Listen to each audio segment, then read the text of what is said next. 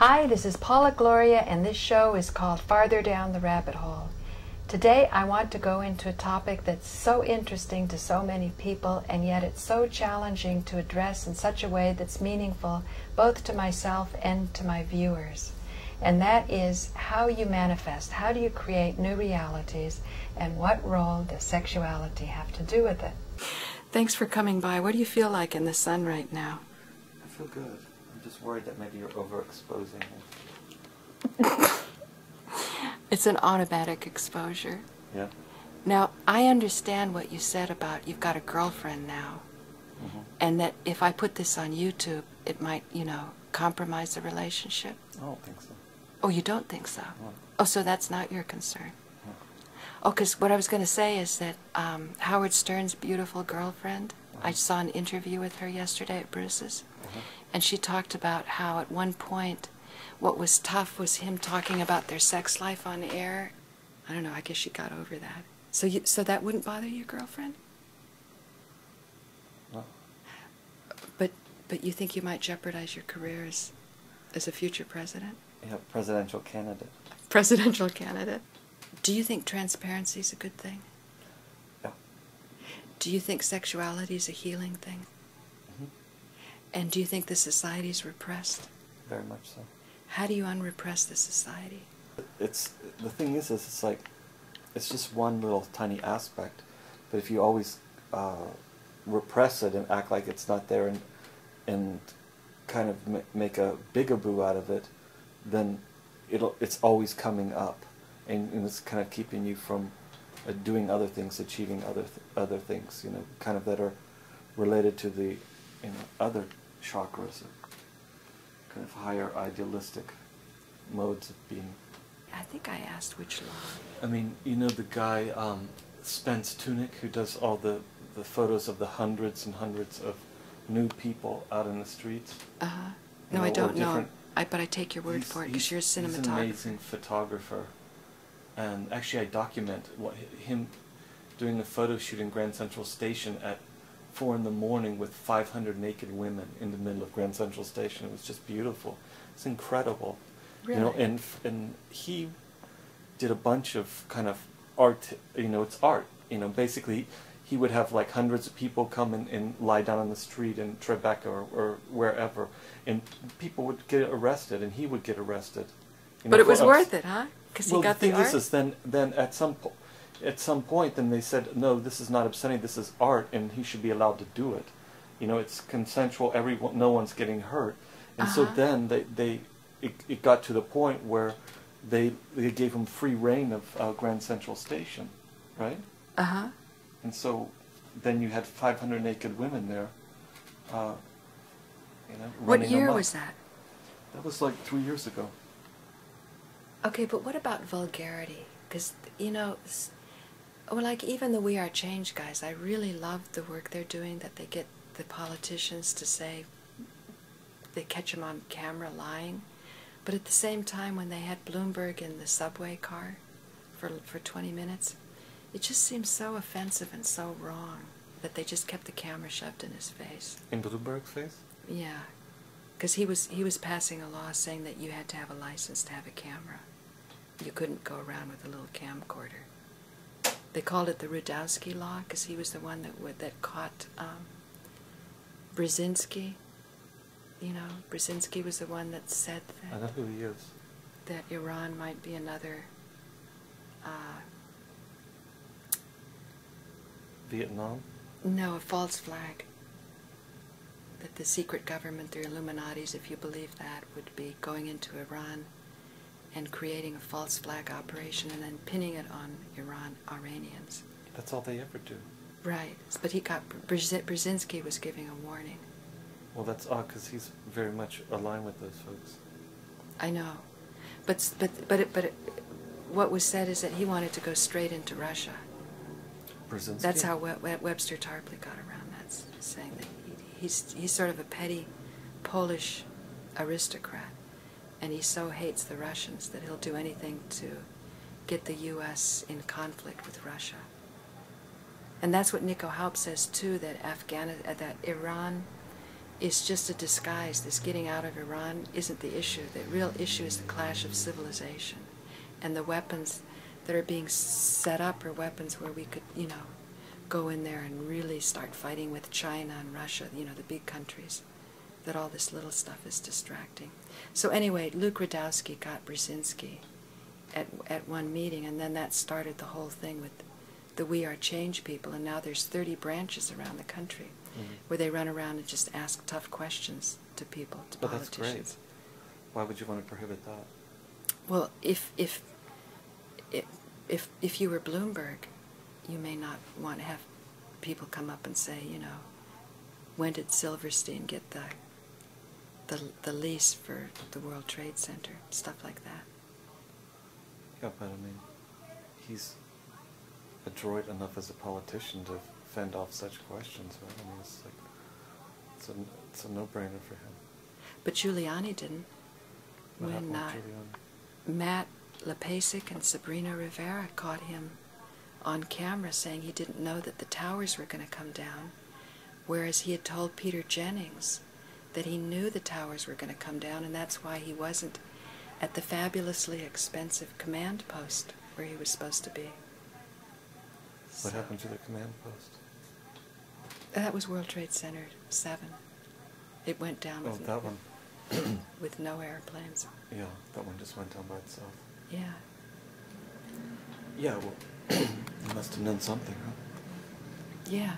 So he got caught on camera, and there's other stuff. It's a whole department now of the 9/11 movement. Put you over to the internet, and what you're looking at is a picture of Max Theon, who lived from 1848 to 1927. And this man was known for his having started an occult school, a secret mystery school. And why, might you ask, would it be necessary for these schools to be secret? Well, it turns out when you start really investigating, mostly doing your own spiritual practice, you start putting hints together that you can get from different masters and different traditions, and realize that when it comes to sexuality, it's an area where so much energy can come so fast that instead of creating something, you can actually, because of, you know, the ego and humility issues not being in order, you can actually destroy things. So what I'm going to do is try to whisk through this material in such a way that I can post this on YouTube, get some comments, and kind of judge from there where to take it. I'm going to read something from Max Theon himself. And this talks about using the polarity between men and women. Theon's practice fits within a tradition of spiritual research conducted by a man controlling a psychically gifted woman.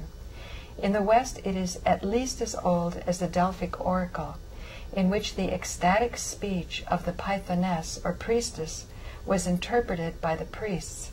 Theon believed that by this collaborative method, spiritual vision could be subjected to intellectual and critical control, as was not possible when scribe and seer were one and the same. In other words, why would you increase this polarity, try to create something by having a split between the man and the woman? What is it that when you know, a lot of times the New Age talks about becoming a balanced person so that your male and your female is all working really well. This is talking about actually intensifying the duality. And so it says that something's going to be possible when both the scribe and the seer are not one and the same person.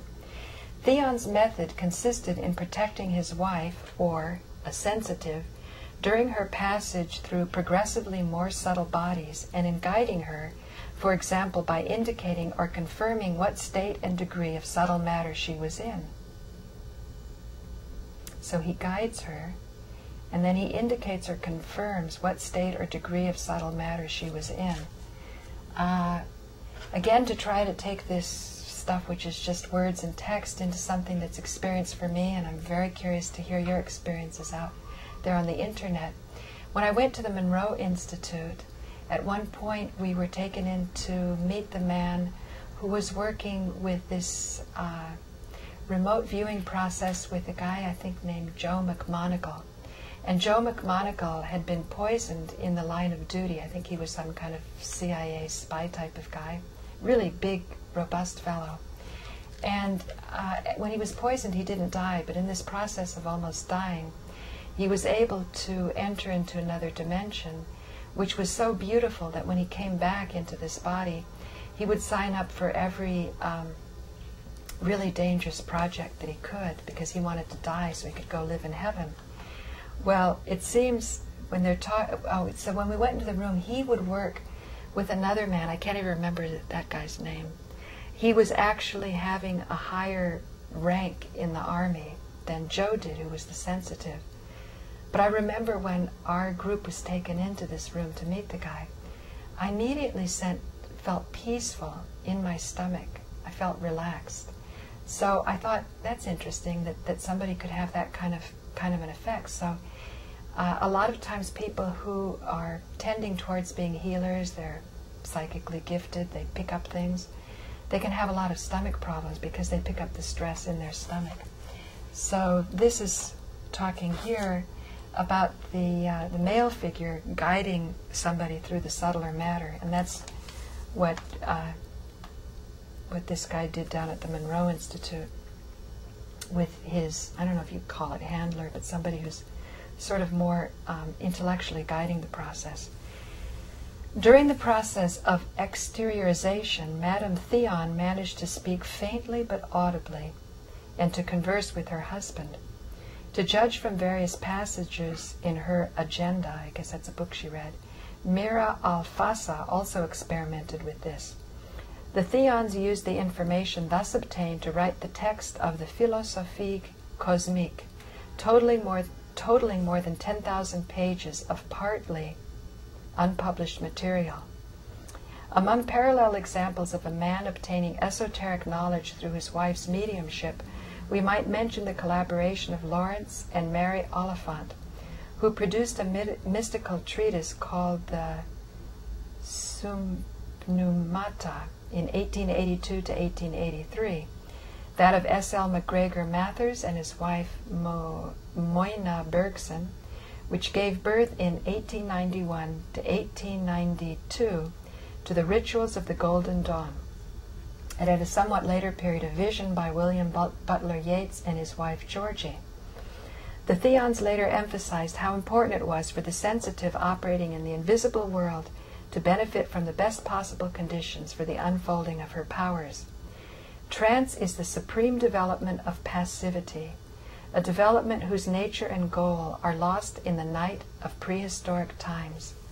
A trained, sensitive, intellectual, and refined, for one must remember that there is a psychic royalty and a nobility, just as there are a royalty and nobility of talent, of birth, and of wealth, can be compared to a priceless instrument finely tuned, of such delicacy that its harmony may be destroyed if it is roughly touched. Such a person is the most precious to beings, for if she is entrusted to a person who has by his nature and his knowledge, has on his own knowledge, can develop her, he may through her agency arrive at communication with the highest intelligences, acquire the secrets of life and death, read in the cosmic book of the universe, whose pages are open, and dominate the forces of nature, not to mention many other things not yet touched upon. So those are the things not yet touched upon, because they're always careful when they print things not to print too much, lest it falls into the hands of those that misuse it.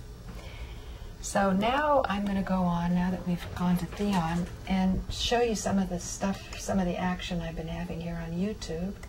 People are getting highly curious about Paula Gloria's sex life, and I want to address it in such a way that it's meaningful, not just something kind of amusing, because that's not really going to benefit the overall forward movement of what we're trying to accomplish with interactive television.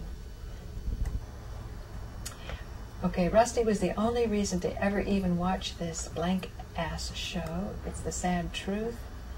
Rusty, Howard Stern, Bring Back Rusty, Show was great with you guys. I won't mention that. A lot of sexual innuendos there, which I haven't looked at some of this stuff for a long time.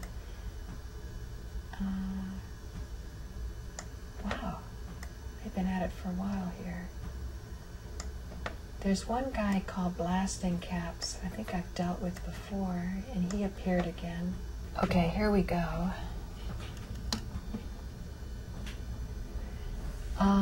Paula seems so nice. It's easy to get numbed into listening to her. I find she has information that is useful and interesting. But really, people should spend more time looking into things on their own because A, that's all she does, and B, her conclusions are hers alone. It's a waste of time to listen to anybody too long if one seeks their own path. And I said to that, I agree, and Blasting Cap said back, I know, I actually have listened to you, and then I said, me to you. I said I took to heart what he said, and now A is taken care of. I have a real job at the Village Scandal Hat Shop on 7th Street and 3rd Avenue in the East Village. And then he says, one day you're going to see a strapping young lad trying on gay hats, and you're going to know that is Aaron. I suspect you will fall in love, cuz I swing it that way. Seriously, though. I come to New York City every now and then, and cuz I have friends who think it's cool to live there for some stupid reason. You just might see me someday, says Blasting Caps. So, somebody else said, let's see. He is using slang for sex, Paula. I guess the better question is, why do you blunt the inquiry? Don't you think sex is a good thing to be engaged in as much as possible? To which I answered, are you serious about this question? If you are, well, it is like sex. You need a nice beginning, a nice dinner, really good wine, time to ponder, let the minds and hearts soar, then, well, and the guy answers, or maybe it's I hope it's a guy, wow, you have taken my mind out of the gutter and talking about sex, yo.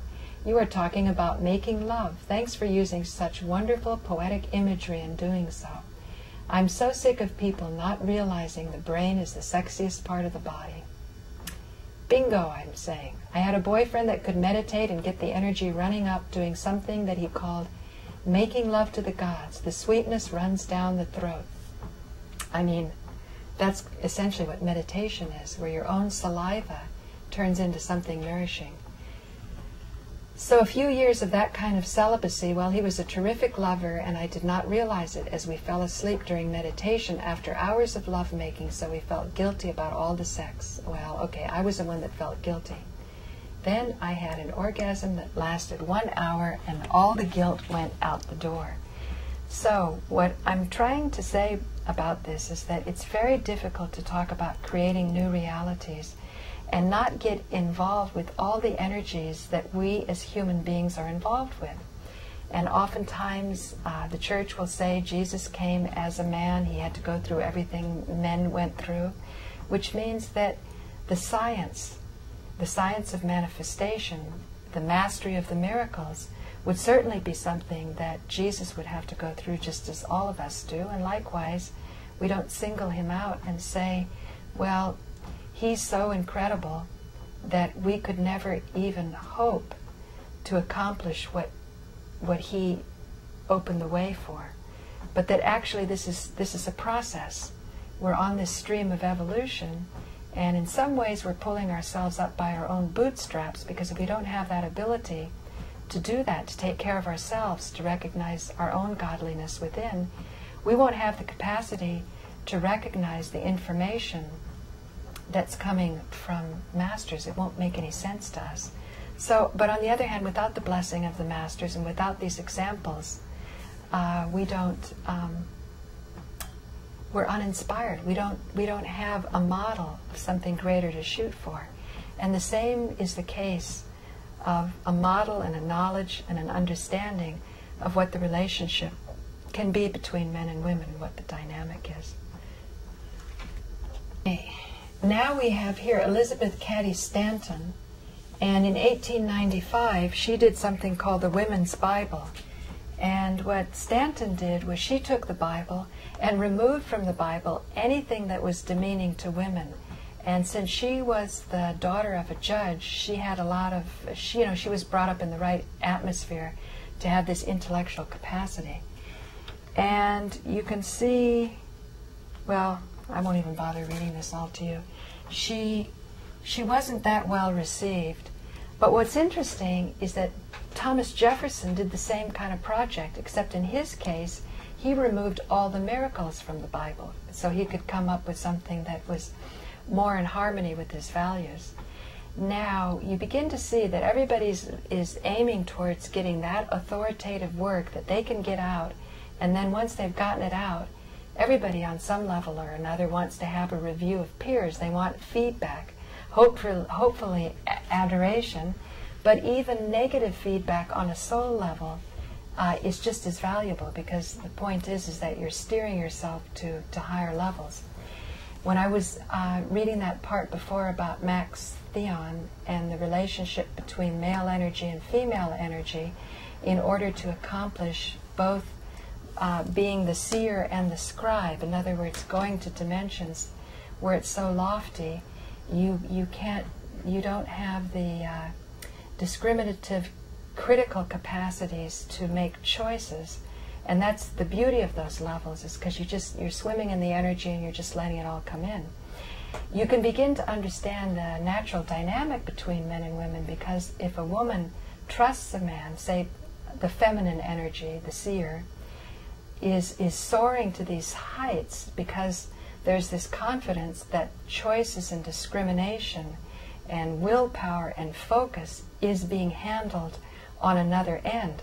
Otherwise, it's like putting a kite up, and the person, instead of holding the string of the kite, just lets the hand go and goes off to grab another kite, and then there the kite, the original kite, goes spinning off. So that can probably explain why there's that jealousy that women have when they're not getting that exclusive attention from the male that they have given utmost love and focus and confidence and trust in. On the other hand, if a man is involved with a woman who is so suffocating to demand attention, but is not really exerting herself to go to these higher realms, she's not pumping down the energy or bringing it down or even exploring it, so that you can do what he talks about here, acquire the secrets of life, read in the cosmic book of the universe, and dominate the forces of nature. I think that's a rather unfortunate phrase, because the master I studied with said that at the end of the day, commanding on nature simply means vibrating so much in harmony with how all of nature vibrates that the kinds of choices you make are naturally supported. But that's because there's already huge heartbreak you've gone through, huge humility. You begin to see what your puny human abilities are next to cosmic forces. And that he said even the avatars were like little peanuts compared to nature. And so it's understanding the forces of nature that we're interested in.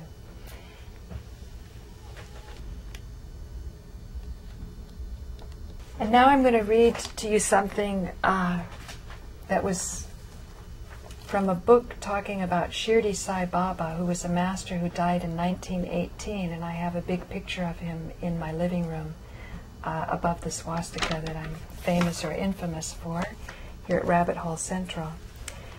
And this is going to give you an idea of the caste system in India, and again, this process of how the soul is polished through the trials and tribulations of life.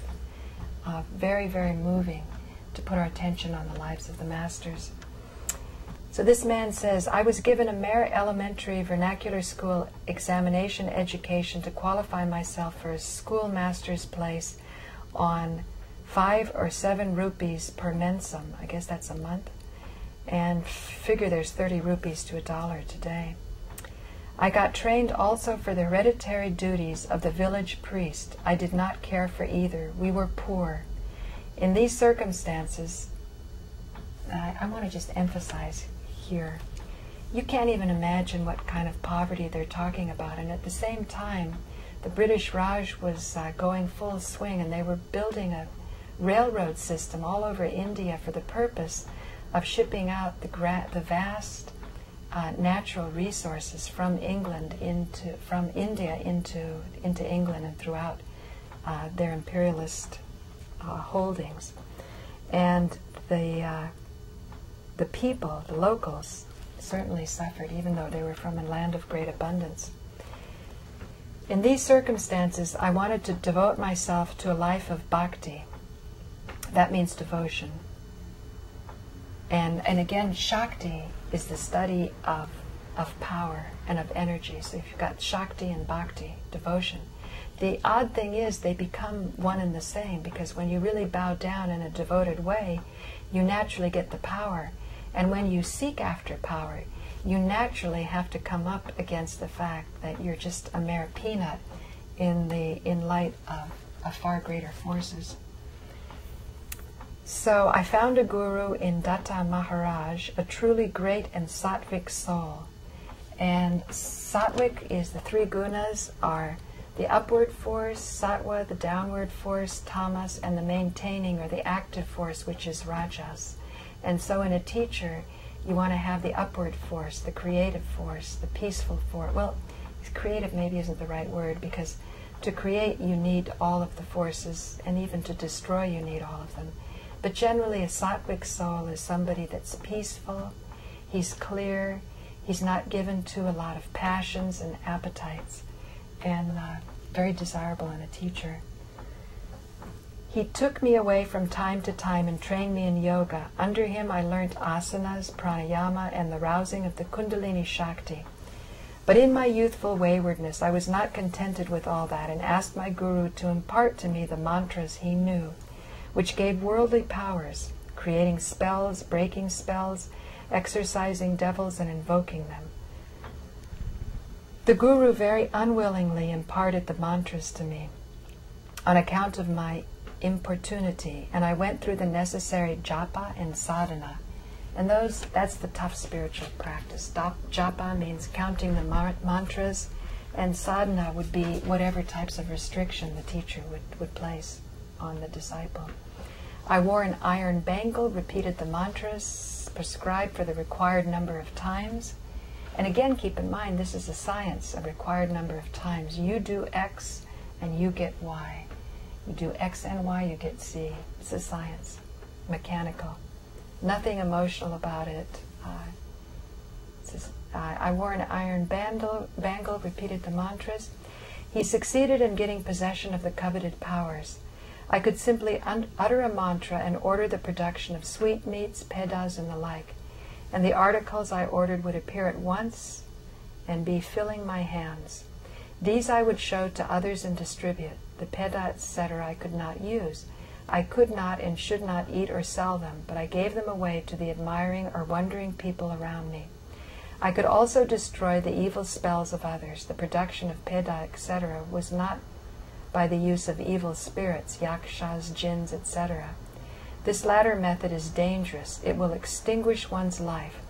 The spirits might even begin to cause physical harm to the man who uses them. In my case, the articles acquired were produced purely by mantric power, without the use of these evil spirits. Now, you may or may not believe in all of this, but what I find very interesting is when you start to look into the sacred literature, keeping in mind that a lot of the sacred literature has been co-opted, just like Stanton took out all from our Bible, every reference that had to do, that seemed demeaning to women. Jefferson took out all the references that had to do with miracles. So who knows what kind of tampering went on before then. But it indicates here that there are dangerous ways to do things and there are nobler ways. And he's indicating that doing it through the mantras is a nobler way. Oh yeah, incidentally, that word genie, the genie in the bottle, when I read the Quran, it talked quite a bit about the jinns and the humans when God made them. And it seems as though, if I'm not mistaken, correct me, anybody on YouTube, the jinns were produced from the fire element. And the jinns were sort of relegated to some type of hell because they wouldn't bow down to human beings. But if I was a lawyer for the jinns, I would say, well, if you are saying to those you've created, don't bow down to anybody except you if you're God, well then why pick on the poor jinns and do that? But in any case, sometimes my inquiring mind keeps the devotional energy from flowing. So back to this devotee of Shirdi Sai Baba, whose picture is up for use channel cruisers. He died in 1918. When I was aged about 22 and fully armed with these magical powers, my guru resolved to go away from our society into the Himalayas and live there alone right up to the end of his life. He started north and took me with him up to Delhi. There he wished to part company with me finally. As to what I should do after he went away, he told me that there was one Sai Baba of Shirdi whom he referred to as his elder brother, and that I should go to him and do whatever he directs. Saying this, the Guru went away and disappeared from me and this part of the country, and I have not seen or heard anything more of him since. Then, in 1908, I went to Shirdi and found Sai Baba. He would not allow me to be with him till I should throw away my iron bangle and stop the production of pedas, that is, by mantric means. You know, you might think, oh, you know, iron and this is all silly. But why do women like jewelry? You know, what is it about gold? Is there something intrinsic in the metal? That's what I'm claiming, is we're going to learn a little bit more about power objects. Okay. To sustain himself, he had to beg for food here and there at Shirdi. He had no abode. He ordered me to sit in a corner of the mosque and go on reading Das Bodha during the day, and I did so. I'm not sure what Das Bodha is. At night I would sleep in any place I could find a space to lie on. He gave neither me nor anyone else any Upadesh mantra. For those who've started transcendental meditation, Upadesh mantra means the mantra that's given to you by a master who takes on your karma when he gives you that mantra. But he also gets power from you for having given it. So it's a two-way street. Like everything in life. No pain, no gain. The town people from Bombay were not coming to him then. Only the villagers would go to him now and then and ask him to remedy their trifling complaints, that is, stomachache, fever, and so on. He gave his udi to all those from his ever-burning fire, duni, which he maintained at the mosque. He was not asking for dakshina, but only for a few pice, that is 4 or 5. Maybe there's 100 in a rupee. You know, you can't believe how poor these people were.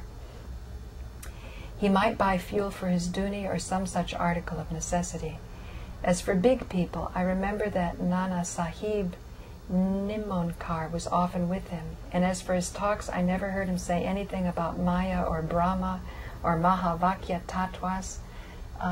Mahavakya is the final words that's given to the master, by the master to the student to enlighten him. Or Viveka. Viveka means discrimination, this, not this. And Sadhana Shatustya.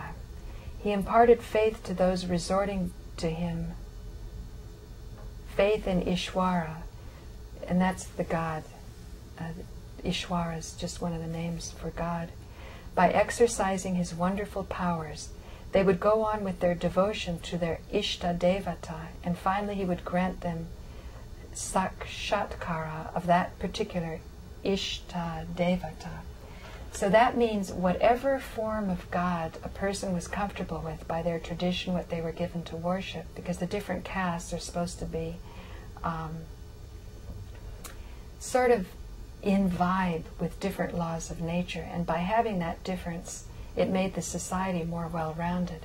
So he didn't say, believe in me and don't believe in that. He would work with whatever they were believing in, and finally he would grant them a vision of what they had been worshipping for years and years, or maybe in their family, what the families had been worshipping. As for myself, I stayed 3 full years at a stretch with him and then went on visiting him during the 9 years that followed. During that period of 9 years, he told me to see a person with 3 heads.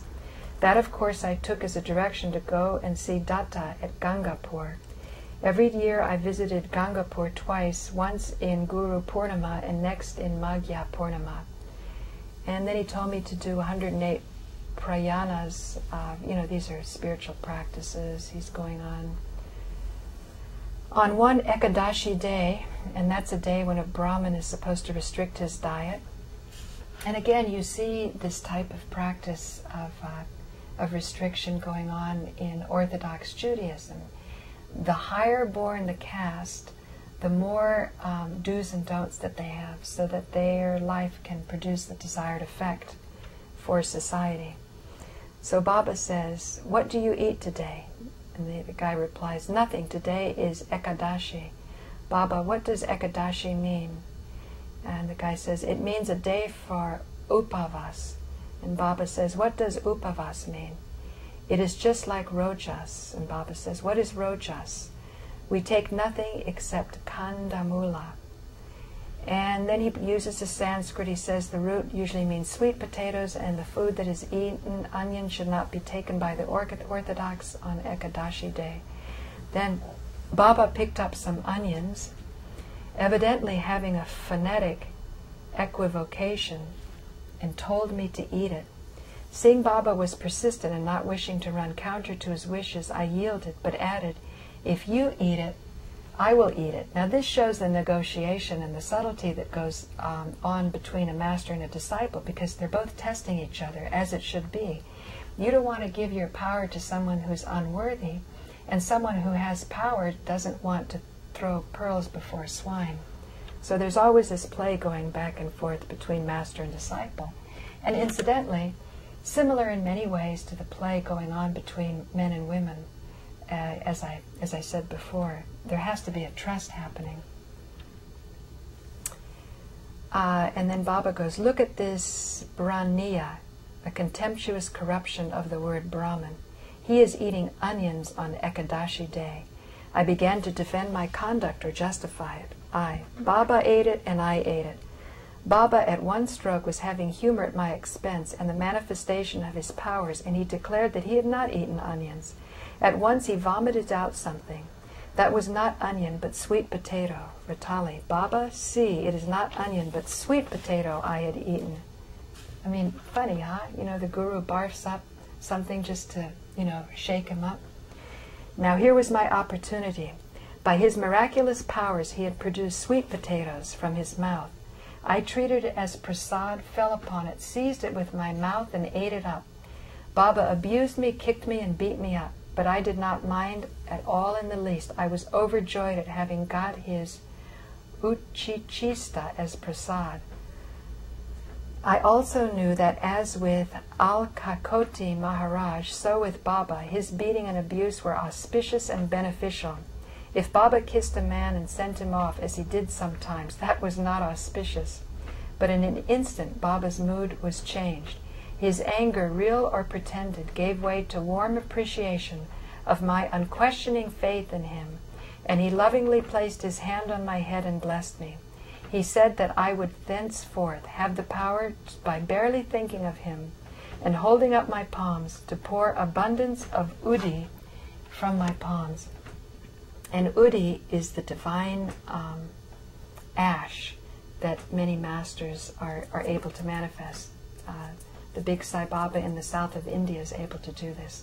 But keep in mind, we're talking about a mechanical and not an emotional process. But of course, keeping that in mind too, a lot of people would be grossed out and horrified. Who would want to eat someone else's vomit, right? But this is how you kind of go through what's socially unacceptable to achieve powers that allow you to do more than what most who strictly subscribe to the limitations within that society. If you work only within the limitations and the sort of do's and don'ts of the society, it's a very long and tedious process to accomplish anything. But if you are so heartbroken, or maybe you've been so disenfranchised from the society, because as I read these stories, I'm constantly noting that a lot of our homeless people today are in positions where if they can let go of their victimization, they can have this experience of allowing a profound humility to set in, not resist it or fight it, and sort of amass the type of power that they could use to take their soul to the next level, or get a house or whatever the heck they want, because they're learning how to manifest. At this stage, Kushavab at once put his two empty palms together and held them above and in front of his face, lifted his face up and closed his eyes, or as though he was in prayer, and in a minute he cried, "Here is Uddhi. Hold your hand under and receive the Uddhi," and he began to drop a stream of fresh Uddhi from between his palms. And the other guy stretches out a piece of paper, took some ounces, folded them into packets, and took the same. And this can be distributed to those who have faith. The power was invested in me and did not require any japa on my part. So the japa means the austerity. He didn't have to go through the mechanical process, because this was just bestowed on him. I am since then using this power to grant those who want it. It removes various evils. It can even cure lack of issue. That means no children. But in cases of menstrual disorder, it would be better to see the issueless lady before deciding on the remedial measure necessary. Perhaps this might have to do with the fact that in traditional forms of medicine, before you tonify something, you have to make sure it's balanced first. So you might not want to be giving this to somebody who has a serious imbalance, because Uddhi is a power. He listens to Baba, and he doesn't do it for acting, but every once in a while he yields to people begging him to do it.